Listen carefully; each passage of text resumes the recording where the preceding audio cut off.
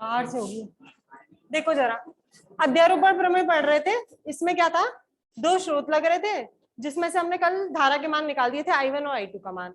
फिर मैंने बताया था अध्यारोपण प्रमेय में निकालते कैसे हैं, अगर दो स्रोत हैं पहले एक को लगे रहने दीजिए, दूसरे को शॉर्ट कर दीजिए, फिर दूसरे को लगे रहने दो, पहले को शॉर्ट कर दो। हम इसमें से पहले वाले कंडीशन कर चुके हैं। कौन सी वाली करी थी, E1 लगा हुआ था और E2 को शॉर्ट कर दिया था और धारा का मान निकाल चुके। आज क्या करेंगे, E1 को हटाएंगे और लगाएंगे किसको, E2 को। दूसरा स्रोत लगा रही हूं मैं, E2।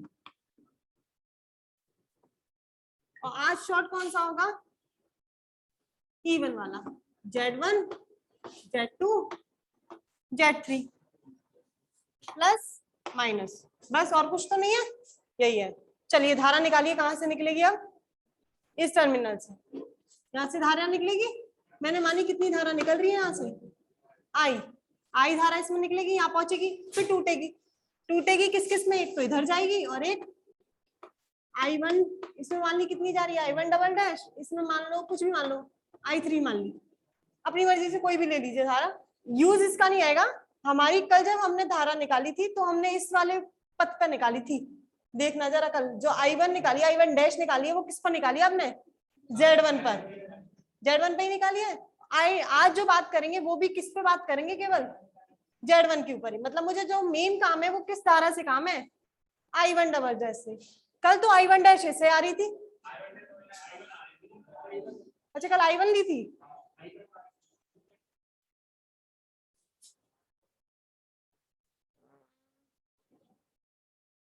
पहला स्रोत वाला हटाया हुआ नहीं हो रहा क्या, अच्छा दोनों शो से करवाया भी मैंने, पहले स्रोत हटाया ही नहीं है, तो फिर काय के लिए, मैं वही तो पूछ रही थी, मैंने कौन सा करवा दिया, मैं दूसरा वाला पार्ट करवाने स्टार्ट कर रही थी, पहला वाला करना है अभी। तो कल मैंने जो करवाया था वो दोनों स्रोत लग रहे थे तब करवाया है। अब प्रमेय का सिद्धांत क्या है, एक को हटाइए दूसरे को लगाइए, दूसरे को हटाइए पहले को लगाइए। अभी मैंने कोई सा वाला नहीं करवाया है, अब मैं पहले वाला करवाने जा रही हूँ, Z1 Z3 और ये Z2। चलो पहले इसको लगा देते हैं और इसको क्या कर देते हैं, शॉर्ट। मैं सोची थी ये करवा चुकी, उस बैच में करवाया था मैंने, 20 में नहीं करवाया। यहाँ कितना था, E1 Z1 Z2 Z3, यही था, यही तो होता है अध्यारोपण प्रमेय में, पहले को रखिए और दूसरे को क्या कर दो, शॉर्ट। चलिए धारा निकालिए, कितनी निकलेगी यहाँ से, I1 डैश, ये धारा निकली। फिर यहाँ जाएगी कोई धारा, यहाँ से I1 डैश आई, ये टूटेगी यहाँ पर, एक इधर जाएगी एक इधर जाएगी, कोई भी मान लीजिए, इधर मान लिए, हाँ जो भी आ रही है, I2 मान लू, I1 डैश है तो I2 मान लीजिए, इधर I2 धारा जा रही है, ये वापस इधर आएगी और इसमें जाके मिल जाएगी। मुझे कौन सी धारा का मान निकालना है, I1 डैश का। मैं निकाल रही हूँ Z1 पर कितनी धारा का मान जा रहा है, धारा का मान निकाल के लाती हूँ I1 डैश का। जब ये धारा यहाँ आएगी, यहाँ से आके दो में ब्रेक होगी, एक इधर जाएगी एक इधर जाएगी, तो जब जहां धारा ब्रेक होती है वो आपके समांतर क्रम में होते हैं, तो मतलब यहाँ से आके ये दो में टूट रही है, तो यहाँ ये दोनों किसमें है, समांतर क्रम में। तो मुझे I1 डैश की वैल्यू निकालनी है कि बैटरी में से कितनी धारा निकल रही है, कितनी निकल रही है, I1 डैश। I का फॉर्मूला क्या होता है, V equal to I R, तो I equal to V over आर। वोल्टेज, वोल्टेज कितनी लग रही है, E1। अब मुझे निकालना है R, और यहाँ पर R तो है नहीं, प्रतिबाधा है, मतलब Z का काम करेगा R यहाँ पर। अब आ जाओ Z, पूरे सर्किट के लिए Z चाहिए, यहाँ से चलेंगे Z1, यहाँ टूटा Z2 और Z3, तो ये दोनों हो गए समांतर क्रम में। समांतर क्रम में कैसे निकालते हो Z, 1 over Z equal to 1 over Z2 plus 1 over Z3, तो मतलब ये दोनों मिलके एक परिपथ बना लेंगे, एक प्रतिबाधा बन जाएगी, उसकी वैल्यू क्या आएगी, Z2 Z3 upon Z2 plus, यही तो होगा। ये दोनों जुड़ गए, समांतर हो गए, समांतर में यही आता है 1 अपॉन Z2, एलसीएम लेके करना, यही आएगा उल्टा करके। अब ये हटा दूं, केवल एक प्रतिबाधा बन गई, और उस प्रतिबाधा का मान कितना हो गया, ये मान। अब मुझे आई निकालना है, आई होता है हमारा V अपॉन आर, मतलब Z। अब यहाँ से आएगी धारा, जब ये एक परिपथ बन गया, इसको तो मैं बनाना तो यही है, हटाना नहीं है, तो मतलब धारा घूम के जाएगी और केवल धारा इसमें ही आ जाएगी, वापस धारा इसमें घूम जाएगी। V तो ये रख दिया, अब ये दोनों किसमें हो जाएंगे, श्रेणी क्रम में। अगर क्योंकि धारा अब यहाँ पर टूटेगी नहीं, ये हट गया, एक परिपथ बन गया, एक प्रतिबाधा बन गई तो मतलब धारा घूमेगी, यहाँ आ जाएगी डायरेक्ट। अब ये परिपथ तो हट चुका है, ये हट गया, तो ये दोनों हो गए श्रेणी क्रम में। अगर श्रेणी क्रम में तो Z1 plus Z2 Z3 upon Z1 plus Z3। आया समझ में? दोबारा बताऊं तो I1 dash E1 upon R, तो इसका मतलब R क्या है? Z1 plus Z2 Z3 upon Z2 plus. ये चीज समझ में आई नहीं आई? ये आ गई। ये मैंने कौन सी धारा निकाली है?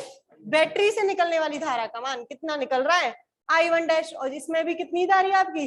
I1 डैश, मतलब Z1 प्रतिबाधा के अंदर जो धारा बह रही है वो कितनी बह रही है? I1 डैश, और उसका मान कितना होता है? और वही कुल धारा के बराबर है, उसका मान कितना है? ये मान है। चलो, कुछ नहीं डाला था ना, टॉपिक डालिए। जब परिपथ में, पहला केस, जब परिपथ में केवल E1 स्रोत उपस्थित हो, जब परिपथ में केवल E1 स्रोत उपस्थित हो,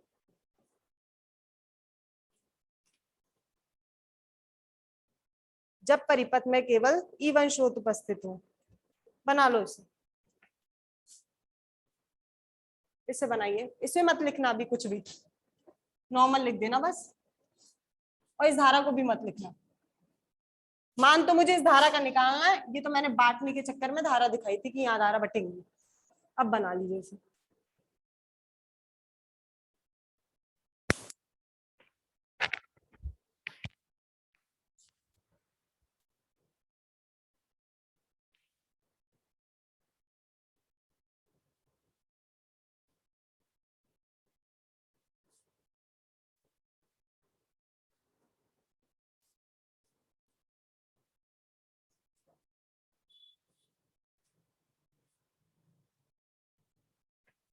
देखिए, इस प्रमेय के सिद्धांत से,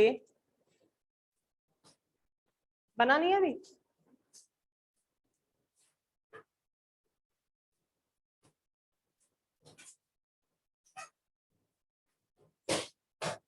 इस प्रमेय के सिद्धांत से Z1 प्रतिबाधा में, Z1 प्रतिबाधा में प्रवाहित धारा कौन सी है? I1 डैश, I1 डैश का मान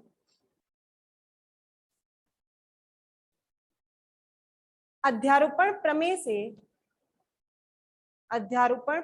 से ज्ञात करते हैं।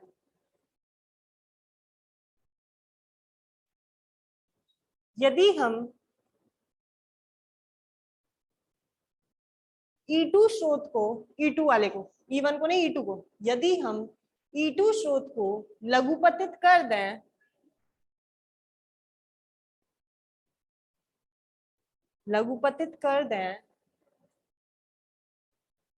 तो E1 स्रोत से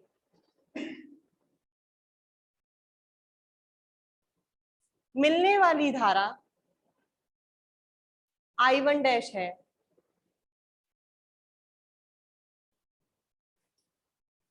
I1 डैश है। अतः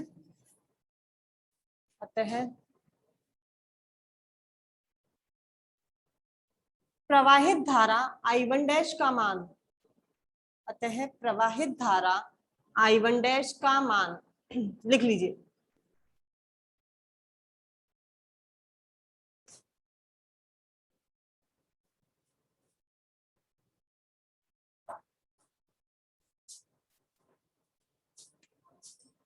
ये समझ में आ गया ना I1 कैसे निकाला? ये अब क्या हुआ?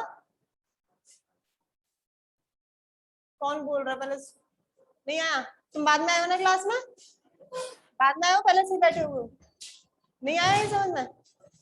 देखो दोबारा, आई निकालना है। आई होता है E upon R,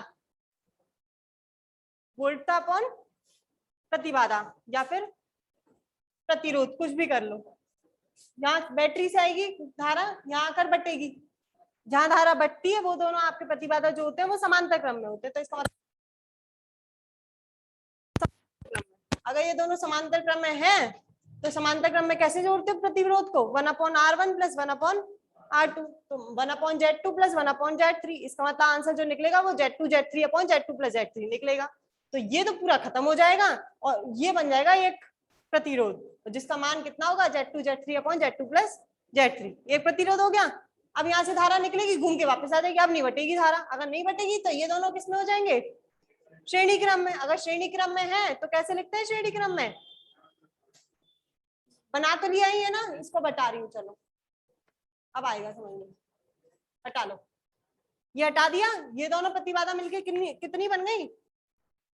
Z2 Z3/Z2 plus ये वाली प्रतिबाधा का मान हो गया। अब ये, अब यहाँ से धारा निकलेगी, घूम के वापस यहीं आ जाएगी।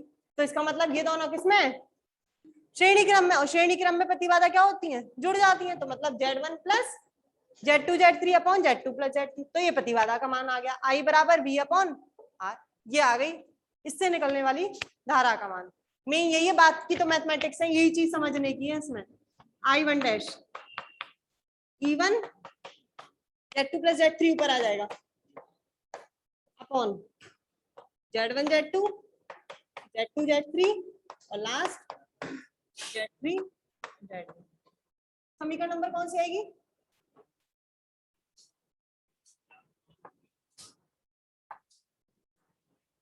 देखिए,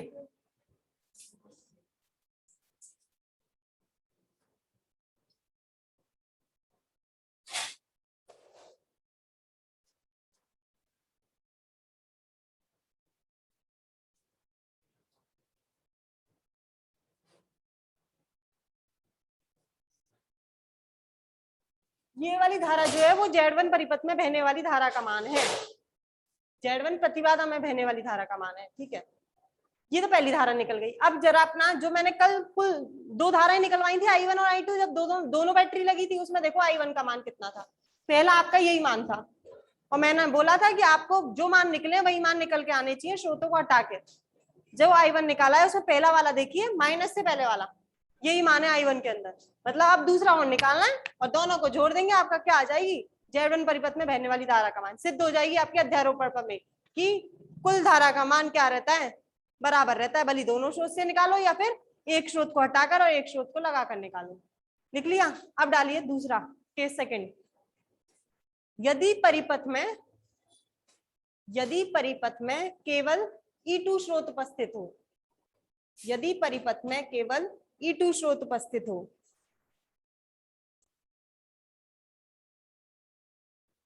यदि परिपथ में केवल E2 स्रोत उपस्थित हो,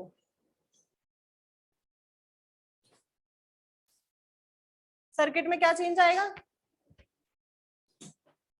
सर्किट बनाओ अब इसका। अब ये शॉर्ट हो जाएगा,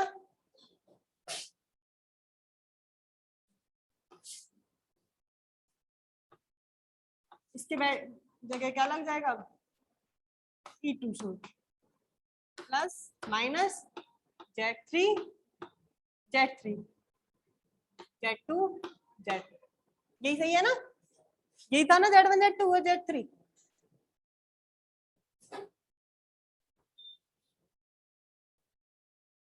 अब करते हैं इसमें। पहले Z1 में कितनी धारा जा रही थी? I1 dash. आज देखो धारा कैसे जाएगी। अब कहां से निकलेगी धारा? इस टर्मिनल से निकालो, यहां जाएगी। मैंने मान ली इसमें से निकलने वाली धारा कितनी है? I। यहां आएगी, बटेगी धारा, इधर जाएगी और इसमें जाएगी, वो मान ली I3, और इसमें जाएगी वो मान ली I1 डबल डैश। अब देखो, एक पहला प्रूफ तो यहीं से आ गया। जब उधर लग रहा था, E1 लग रहा था, तो धारा Z1 में ऐसे आ रही थी। जब E2 लगाया है, E1 हटाया है, तो धारा Z1 में ऐसे आ रही है। दोनों एक दूसरे के क्या है? विपरीत दिशा में। तो मतलब साइन तो बीच में माइनस का आएगा जब धारा का मान निकालोगे। आपके I1 के अंदर बीच में माइनस आ रहा है, और माइनस क्यों आ रहा है? इसी कारण से आ रहा है कि एक धारा यूं आती है और एक धारा इस दिशा में आती है। विपरीत दिशा के होने की वजह से इसमें बीच में क्या लगता है? इन दोनों के माइनस लगता है। आ जाओ, इसमें अब धारा निकालनी है। अब पहले धारा हमने I1 डैश निकाली है, किसके अंदर निकाली है? Z1 के अंदर। अब भी जो धारा निकालूंगी वो भी किसके अंदर निकालूंगी? Z1 के अंदर ही। कैसे निकालेंगे? ये धारा आई बटी, यहां से बट गई, तो ये दोनों किसमें आ गए? पैरेलल में, समांतर क्रम में। क्या निकल गई value? Z1 Z3 upon Z1 plus Z3, यही तो होगी। ये हट जाएगा। अरे 1/Z1 प्लस 1/Z3 को सॉल्व कर लो, मैंने डायरेक्ट लिख दिया है।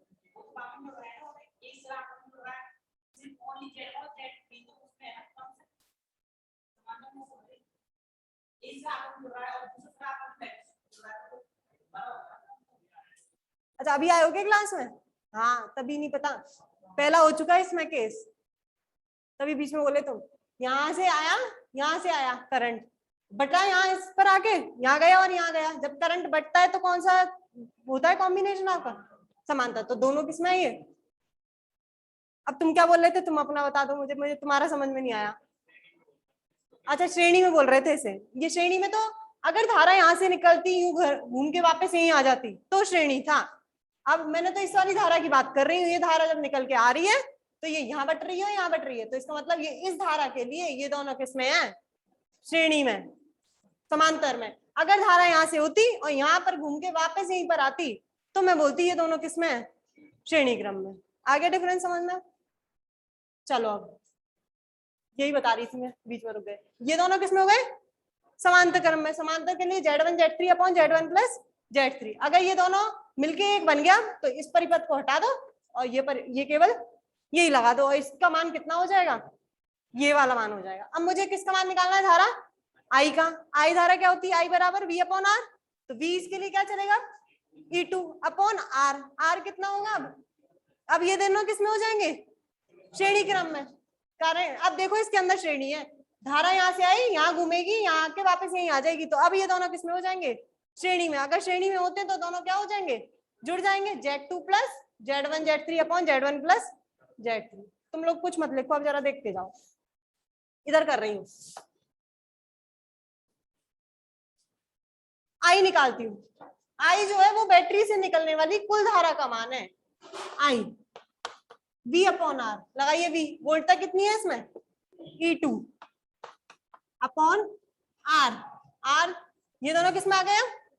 श्रेणी क्रम में। तो इसका मतलब Z2 plus Z1 Z3 upon Z1 plus, यहां तक तो आ गया समझ में। अब मुझे धारा निकालनी है, वो कौन सी धारा निकालनी है? I1 डबल डैश, क्योंकि मैंने पहले जो निकाली I1 डैश वो कौन सी प्रतिबाधा पे निकाली है? Z1 पर। तो अब भी जो निकालूंगी वो कौन सी प्रतिबाधा पे निकालूंगी? Z1 पर। मुझे मान जो चाहिए वो किसका चाहिए? I1 डबल डैश का। अब सुनो, ये कंसेप्ट अच्छा है, यहां से समझने लायक है ये चीज। अब मुझे मान निकालना है I1 डबल डैश का।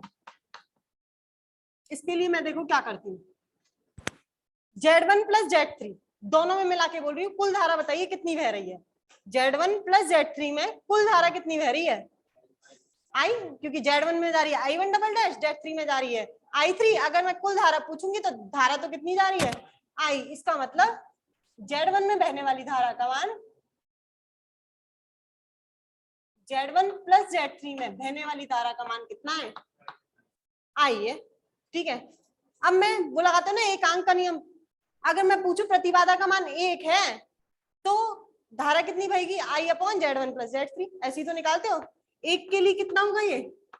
I upon Z1 plus Z3। अगर Z आपका प्रतिबाधा 1 हो जाए तो। अब प्रतिबाधा मुझे Z1 के लिए मान निकालना है, क्योंकि मुझे Z1 में बहने वाली धारा का मान निकालना है। अगर प्रतिबाधा Z1 हो जाए तो कितना होगा ये? I upon Z1 plus Z3 into Z3। इसका मतलब जो Z1 में बहने वाली धारा है, सॉरी Z1, हाँ, मतलब Z1 में बहने वाली धारा का मान कितना है? I Z1 upon Z1 plus Z3। और कितनी बह रही है Z1 में? I1 डबल डैश, जो कि धारा का मान ये किसके बराबर है? I1 double dash. आगे सुनो जरा, ये Z1 के लिए निकाला। अब मैं Z3 की बात करती हूँ। सेम, ये हटाओ Z3 की। अब Z3 में बहने वाली धारा का मान, Z3 में कितनी बहेगी? I upon Z1 plus Z3 into Z3। सही है ना? ये कौन सी में बहने वाली, कौन सी प्रतिबाधा में बहने वाली धारा है? Z3 में, तो ये किसके बराबर है? सही है। इनका अनुपात निकालती हूँ जरा, I1 डैश और I3 का। हाँ, I1 double dash upon I3। I1 double dash का मान देखते कितना आएगा, IZ1 upon Z1 plus Z3, IZ3 upon Z1 plus Z3। ये तो कट जाएंगे, क्या बचेगा? Z1 upon Z3। इसका मतलब ये ओम के नियम को गलत सिद्ध कर रहा है। कैसे? ओम क्या बताता है? V बराबर IR होता है, तो I और R एक दूसरे के व्युत्क्रमानुपाती चलते हैं। यहाँ पर देखो I3 Z3 के बराबर आ रहा है, ये तो समानुपाती हो गए। I1 Z1 के बराबर है, ये भी समानुपाती हो गए। तो इसका मतलब ये सिद्धांत जो हमने करा है वो क्या है? गलत है, क्योंकि ये ओम को नियम को प्रूव करना चाहिए। ओम का नियम हमेशा सही रहता है। अगर ये गलत आ रहा है तो हमने कहीं ना कहीं गड़बड़ ली है। क्या होना चाहिए था? ये तो नीचे आना चाहिए था, और ये कहाँ जाना चाहिए था? ऊपर जाना चाहिए था, तब आपका नियम सही प्रूव हो जाता। क्योंकि I जो होता है I3 अगर Z3 ऊपर जाता तो इसका मतलब I3 जो होता है वो Z के व्युत्क्रमानुपाती होता है, तो वो ऊपर हो जाता, और जो Z1 होता है वो इसके नीचे आ जाता है। इसका मतलब हमने जो ये मान ली है वो गलत है, उल्टा होना चाहिए। उल्टा होने का मतलब ये मान तो होना चाहिए आपका I3 का, और ये मान होना चाहिए आपका I1 डबल डैश का। अब जरा अनुपात निकाल के देखो जरा, I3 upon I1 double dash कितना आ रहा है? Z1 अपॉन,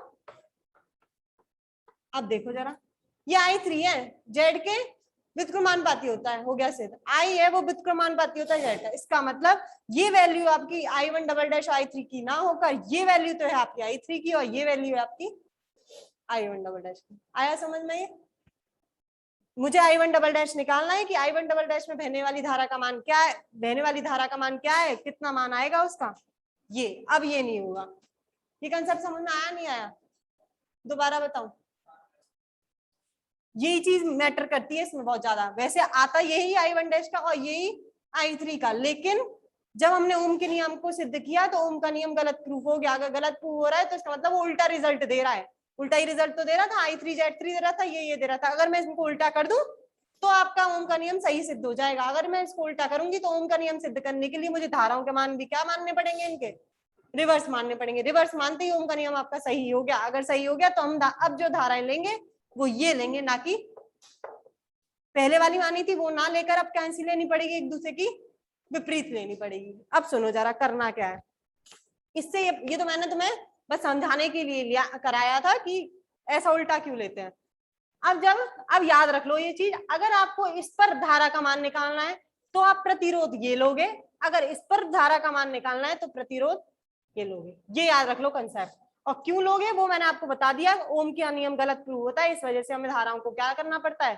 प्रतिबाधाओं को उल्टा लेना पड़ता है। अगर ये यहाँ पर धारा निकालोगे तो प्रतिरोध ये मान के चलोगे। देखिए धारा का मान ये निकाल रहे हैं तो प्रतिरोध कौन सा लेना पड़ रहा है? Z3। अगर मैं इस पर धारा का मान निकालूंगी I3 तो प्रतिरोध कौन सा मान के चलूंगी? Z1। आगे समझ में? ये न्यूमेरिकल के अंदर भी आएगा, आपको ऐसी ही सर्किट देगा और पूछेगा कि आप इसमें बहने वाली धारा का मान निकालो, इसमें बहने वाली धारा का मान निकालो। तो ये याद रखना, जिस पर पूछेगा उसके विपरीत वाले पर आपको प्रतिरोध मान के चलना है।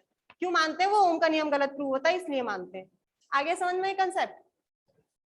कुछ लिखा भी नहीं लिखा? लिखिए इसके अंदर।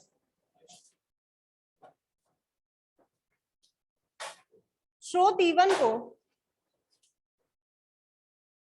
E1 को लघुपतित कर, स्रोत E1 को लघुपतित कर केवल E2 के कारण, केवल E2 के कारण, केवल E2 के कारण प्रतिबाधा Z1 में, प्रतिबाधा Z1 में बहने वाली धारा, बहने वाली धारा I1 डबल डैश है, I1 डबल डैश है। अतः उपरोक्त परिपथ में, उपरोक्त परिपथ में बहने वाली कुल धारा, बहने वाली कुल धारा, कुल धारा कितनी है? I। I1 डबल डैश है वो प्रतिबाधा Z1 में है, कुल धारा का मान लिख लीजिए, यही तो है। हाँ ये लिखो,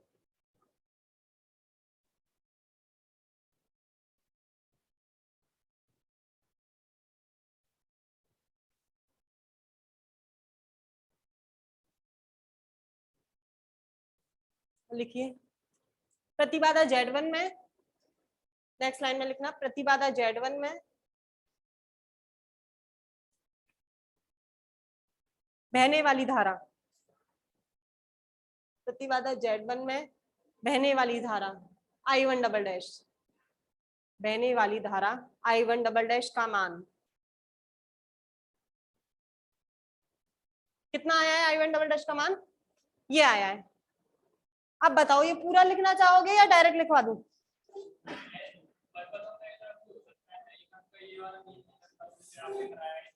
नहीं लगता है ना, क्यों नहीं लगेगा, सब में लगता है, मैथमेटिक्स है ये तो।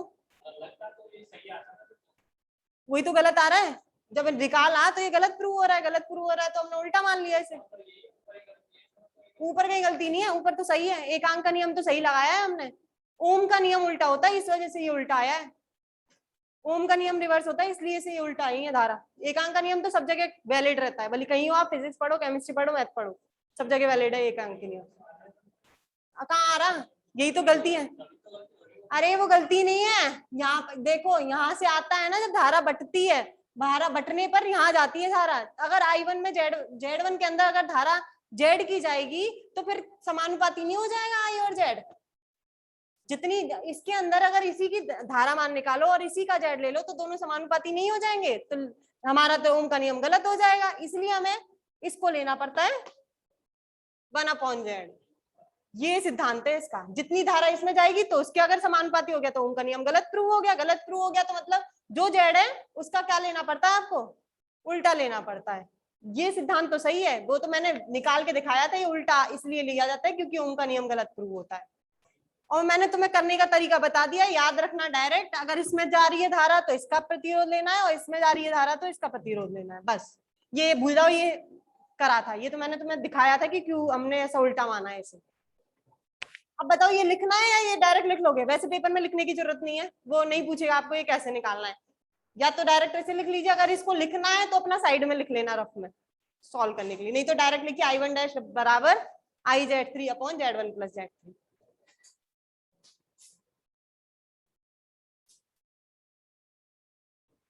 एग्जाम में कुछ ऐसा कुछ करना नहीं है, ये तो मैंने समझाने के लिए करा था, अगर करना हो तो अभी कर लो तुम लोग साइड में, नहीं तो इसके बाद डायरेक्ट लिखना I1 डबल डैश बराबर IZ3/Z1 + Z, ये लिखना है तुम्हें। तो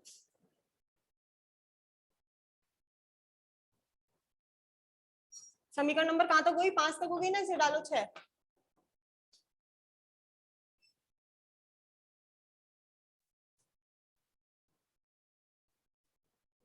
हो गया? अब इसके अंदर I का मान रख दो, कुल धारा का मान, ये वाला मान किस में रख देंगे हम? देखिए समीकरण 6 का मान रखने पर, अब इसे रफ कर रही हूं मैं,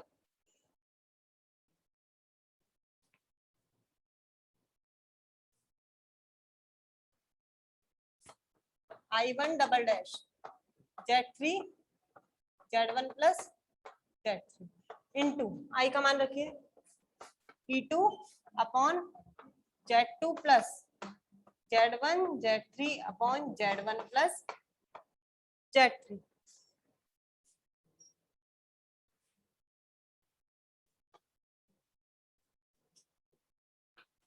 I1 डबल डैश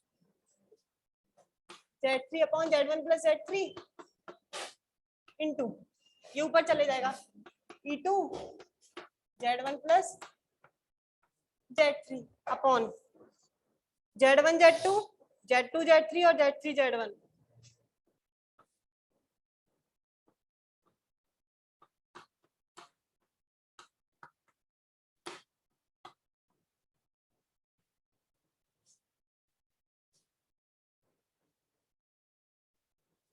ये तो कट जाएंगे, कितना वैल्यू निकल आएगी I1 डैश की? Z3 E2 upon Z1 Z2 Z2 Z3 और Z3 ये क्वेश्चन नंबर आ जाएगी 7।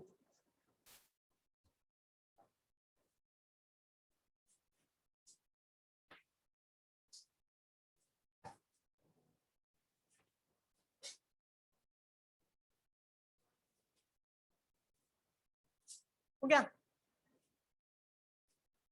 अब देखो जरा, ये कौन से प्रतिबाधा में बहने वाली धारा है? Z1 में। और पहले वाले सर्किट में हमने Z1 में पहले वाली धारा का मान कितना माना था? I1 dash. इसके अंदर है I1 डबल डैश। उसमें धारा ऐसे आ रही थी, इसमें धारा ऐसे आ रही है। दोनों की दिशाएं क्या है? विपरीत दिशाएं। अगर विपरीत दिशाएं तो दोनों में क्या होगा? माइनस। इसका माइनस दिस, तब आपकी धारा का मान निकल जाएगा। और जो ये मैच करेगा माइनस करने पर, वो आपका दोनों स्रोतों को लगाकर जो I1 की धारा आ रही थी उससे मैच कर जाएगा। आपकी ये वाली थ्योरम प्रूव हो जाएगी।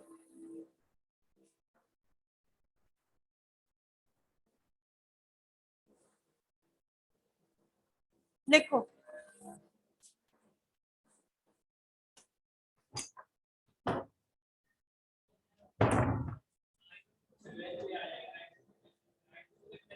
I2 की भी इसी प्रकार करके निकालेंगे, नहीं एक ही की प्रूव करेंगे, फिर दोबारा इतना बड़ा करना पड़ेगा। इसलिए एक ही का करके इसी प्रकार करके I2 लिख देंगे। I2 का नहीं निकालना है, I1 का निकालना। अगर I2 का निकालना है तो फिर Z2 के लिए आ जाओ। अब Z2 प्रतिबाधा पर दोनों की धाराएं निकालो, फिर माइनस करो, फिर करो। इसलिए हम एक ही पर निकाल के दिखाएंगे, बार बार करना तो बेवकूफी है। लिखिए,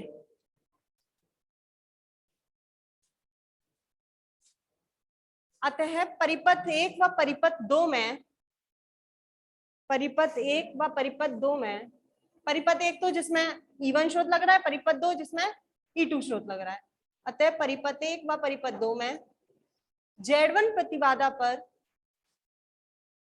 Z1 प्रतिबाधा पर बहने वाली धाराएं, बहने वाली धाराएं I1 डैश व I1 double dash, I1 dash व I1 डबल डैश विपरीत दिशा में है, विपरीत दिशा में है।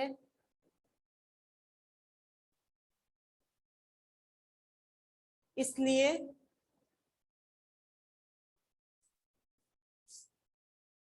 Z1 में प्रवाहित धारा, इसलिए Z1 में प्रवाहित धारा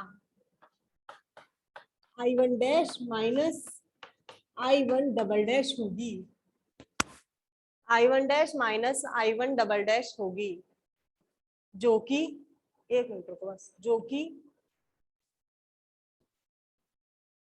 अध्यारोपण प्रमेय को सिद्ध करती है, जो कि अध्यारोपण प्रमेय को सिद्ध करती है।